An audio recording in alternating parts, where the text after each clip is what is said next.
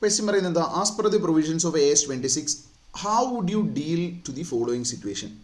RTP May 2023 4 situation തന്നിട്ടുണ്ട്. ഈ 4 സിറ്റുവേഷനിൽ നമ്മൾ എങ്ങനെയാണ് ഡീൽ ചെയ്യുക എന്നുള്ളതാണ് ചോദ്യം. ഫസ്റ്റ് നമുക്ക് വന്നിരിക്കുന്നത് 23 lakhs paid to the legal advisor for defending a patent. അത് ക്യാപിറ്റൽ എക്സ്പെൻഡിച്ചർ ആയിട്ട് ട്രീറ്റ് ചെയ്തു എന്നുള്ള സംഭവമാണ്. ഓക്കെ, സോ ബേസിക്കലി നമ്മളുടെ സബ്സീക്വൻ്റ് എക്സ്പെൻഡിച്ചർ ആണ്. പേറ്റൻ്റ് ആദ്യം പർച്ചേസ് ചെയ്യുമ്പോഴോ അല്ല, സബ്സീക്വൻ്റ് എക്സ്പെൻഡിച്ചർ ആണിത്. അത് റിലേറ്റഡ് ആയിട്ടുള്ള ഗൈഡൻസ് ആണ്. ഓക്കെ, ഇനി നമുക്ക് അടുത്തത് നമുക്ക് പബ്ലിസിറ്റി ആൻഡ് റിസർച്ച് എക്സ്പെൻസിൻ്റെ റിലേറ്റഡ് ആയിട്ട് 7 ലക്ഷം സ്പെൻഡ് ചെയ്തു എന്നാണ് പറയുന്നത്. അപ്പോൾ അത് prove to be a failure. അപ്പോൾ അതിൻ്റെ ട്രീറ്റ്മെൻറ്റ് എന്ത് വേണം എന്നുള്ളതാണ് രണ്ടാമത്തെ. So again internally generated intangible asset related ആണ് ടു സം എക്സ്റ്റെൻറ്റ് ക്വസ്റ്റ്യൻ ഉള്ളത്. ഇനി അടുത്തതും a company spent 25 lakhs in the past 3 years to develop a product. These expenditure were charged to P&L as they did not meet AS 26 criteria for capitalization. ഇപ്പോൾ ക്യാപിറ്റലൈസേഷൻ്റെ criteria meet ചെയ്യാത്തതുകൊണ്ട് expense off ചെയ്തിരുന്നു എന്നാണ് പറയുന്നത്. In current year concerned authority approval is received. Company wishes to capitalize 25 lakhs by disclosing it as prior period item. Again internally generated intangible assetൻ്റെ angle ആണ് അതും ഉള്ളത്. അവിടെയുള്ള ഒരു സ്പെസിഫിക് പോയിന്റ് ആണ്. ദെൻ ലാസ്റ്റ്ലി നമ്മളുടെ ഏതാണ് ഒരു ആനുവൽ അഡ്വർടൈസ്മെൻറ്റ് ബഡ്ജറ്റ് 50 ലക്ഷം ഉള്ള ഒരു കമ്പനി അവരെന്ത് ചെയ്യുന്നു, ഒരു 50 ലക്ഷം company with turnover and annual advertisement project ഉള്ള ഒരു കമ്പനി അവരുടെ 50 ലക്ഷം എക്സ്പെൻഡിച്ചറും ഇനീഷ്യൽ അഡ്വർടൈസ്മെൻറ്റ് ക്യാമ്പയിന് വേണ്ടിയുള്ളതും they had expensed off, that is the thing they had stated. അപ്പോൾ ഇവിടെയും നമുക്ക് ഇൻറ്റേർണലി ജനറേറ്റഡ് അല്ലെങ്കിൽ നമ്മളുടെ ഏതാണ് റെക്കഗ്നിഷൻ ഓഫ് എക്സ്പെൻസ് എന്ന് പറഞ്ഞൊരു പ്രിൻസിപ്പിൾ ഉണ്ട്.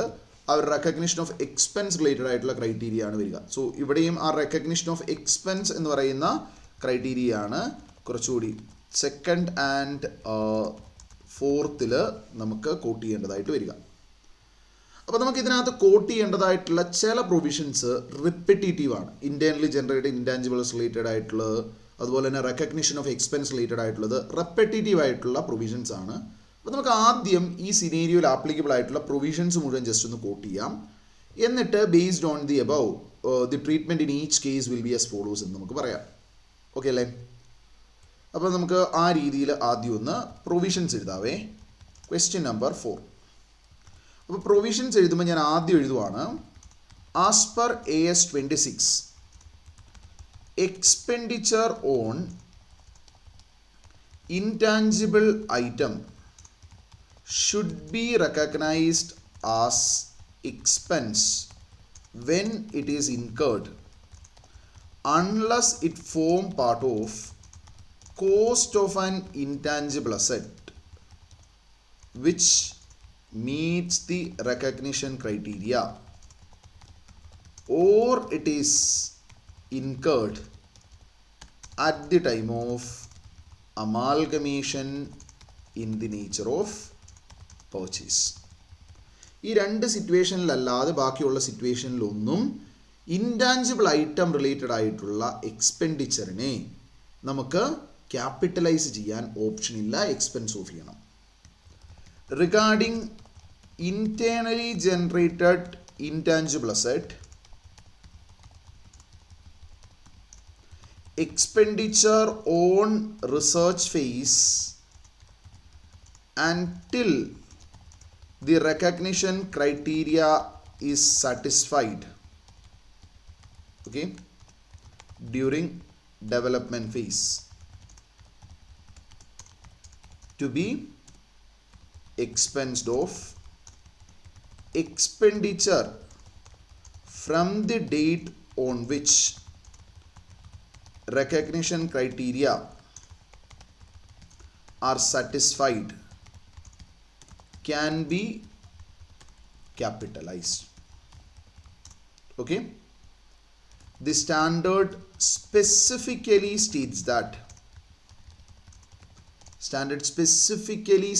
that reinstatement of previously recognized expenses okay, is prohibited.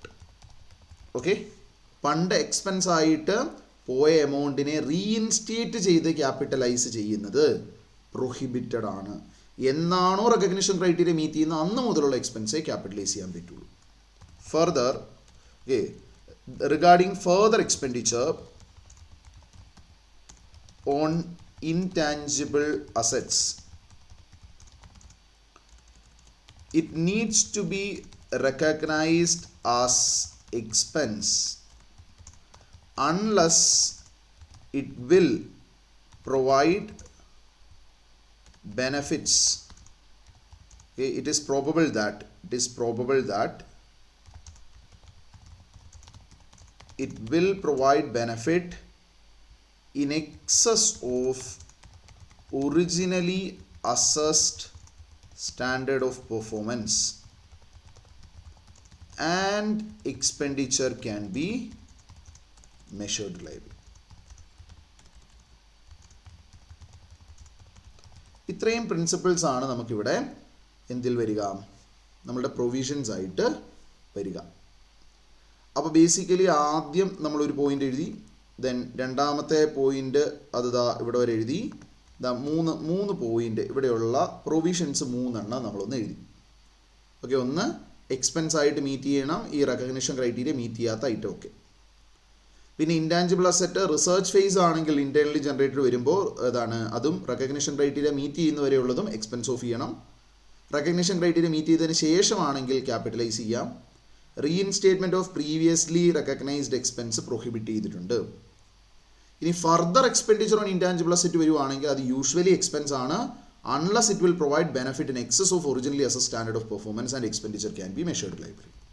Okay, based on the above provisions, the treatment in each case will be as follows. താഴെ പറയുന്ന ഓരോ കേസിലുള്ള ട്രീറ്റ്മെന്റ് ആണ് ഇനി പറയാൻ വേണ്ടി പോകുന്നത്. ഫസ്റ്റ് കേസ് എന്താ, ലീഗൽ അഡ്വൈസറിന് പേറ്റന്റ് ഡിഫെൻഡ് ചെയ്യാൻ വേണ്ടി വരുന്ന എക്സ്പെൻസ് ക്യാപിറ്റൽ എക്സ്പെൻഡിച്ചർ ആയിട്ട് ട്രീറ്റ് ചെയ്യാൻ പറ്റില്ല. ഒറിജിനലി അസസ്ഡ് സ്റ്റാൻഡേർഡ് ഓഫ് പെർഫോമൻസിലും കൂടുതൽ ബെനിഫിറ്റ് വരുന്നില്ല.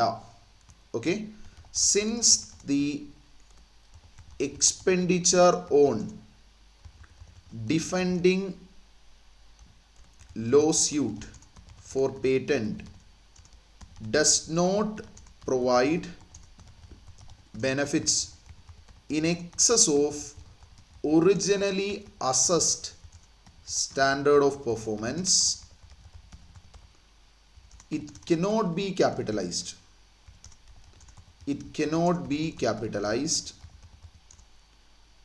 Okay, entire amount of rupees എത്രയായിരുന്നു, 23 lakhs അല്ലേ, entire amount of rupees 23 lakhs to be recognized as expense. ഓക്കെ ആണോ? ലോ സ്യൂട്ടിന് വേണ്ടിയുള്ള എമൗണ്ട് നോക്കുവാണെങ്കിൽ ആ 23 ലക്ഷവും നമ്മൾ എക്സ്പെൻസ് ഓഫ് ചെയ്യണം. Originally as a standard of പെർഫോമൻസിനേക്കാൾ ബെനിഫിറ്റ് കൂടുതൽ കിട്ടുന്നില്ലാത്തതുകൊണ്ട് ക്യാപിറ്റലൈസ് ചെയ്യാൻ പറ്റൂല, എക്സ്പെൻസ് ഓഫ് ചെയ്യണം. ഓക്കെ ആണോ? ഫസ്റ്റ് സംഭവം ക്ലിയർ അല്ലേ? ഓക്കെ ആണോ? ഇനി രണ്ടാമത്തെ നോക്കിയേ,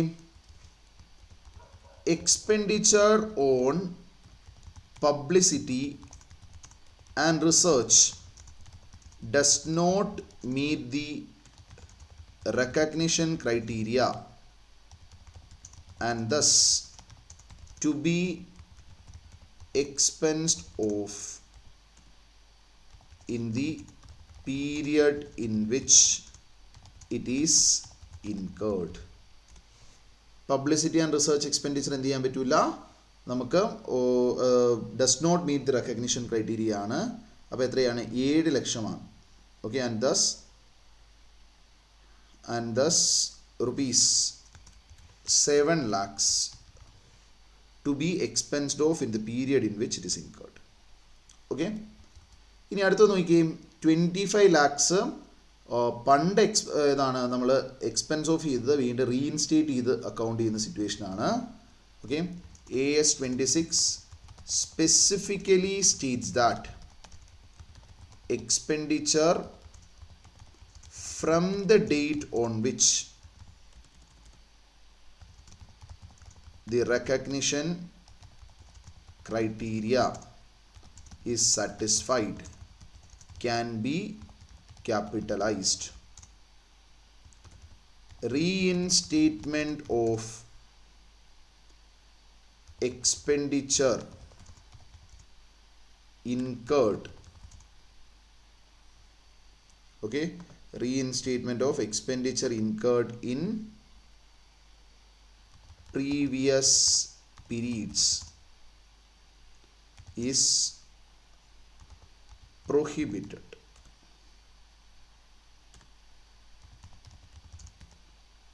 Okay, thus the treatment proposed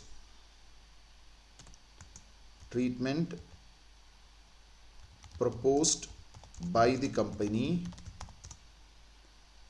is not correct.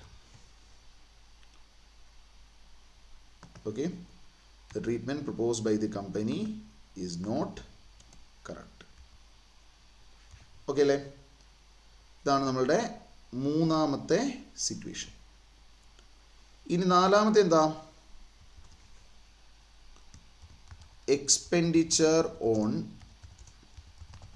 Advertisement and business promotional activities are specifically excluded cost and to be recognized as expense. Okay, അപ്പോൾ ഇവിടെ എന്താണ് കമ്പനി എന്ത് ചെയ്തു എന്ന് പറയുന്നത്? അത് പി ആൻഡ് എല്ലിലേക്ക് എടുത്തു എന്നാണ്. therefore the treatment followed by the company is in line with AS26. ഓക്കെയാണോ? ഇവിടെ treatment followed by the company എന്താണ്? AS26 പ്രകാരം ആണ് ലാസ്റ്റത്തെ സിറ്റുവേഷൻ. ക്ലിയർ അല്ലേ? നമ്മൾ പ്രൊവിഷൻസ് ആദ്യം ഒന്ന് എഴുതി ഓരോന്നിൻ്റെ സിറ്റുവേഷൻ വളരെ ക്രിസ്പായിട്ട് എന്നിട്ട് നമ്മളൊന്ന് നോട്ട് ചെയ്തു. ഓക്കെ അല്ലേ എവ്രി വൺ? ഓക്കെ ആണോ? ഓക്കെ.